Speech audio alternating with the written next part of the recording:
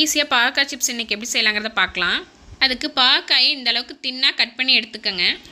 இதில் 1/4 டீஸ்பூன் உப்பு, 1/4 டீஸ்பூன் தனி மிளகாய் தூள், 1 ஸ்பூன் கறி மசால் தூள் இல்லைனா சிக்கன் மசாலா கூட எடுத்துக்கோங்க. 1/2 ஸ்பூன் அரிசி மாவு, 1/2 ஸ்பூன் கார்ன்ஃப்ளவர் மாவு சேர்த்துக்கோங்க. இப்போ இது எல்லாமே நல்லா பாகக்காயில் கோட் ஆகிற மாதிரி நல்லா மிக்ஸ் பண்ணிக்கோங்க. அதிக தண்ணி வேணால் கொஞ்சமாக தெளித்து சேர்த்துக்கோங்க. இது எல்லாத்தையும் நல்லா மிக்ஸ் பண்ணிக்கோங்க. மிக்ஸ் பண்ணிவிட்டு ஒரு 10 நிமிஷம் ரெஸ்ட்டில் விட்டுருங்க.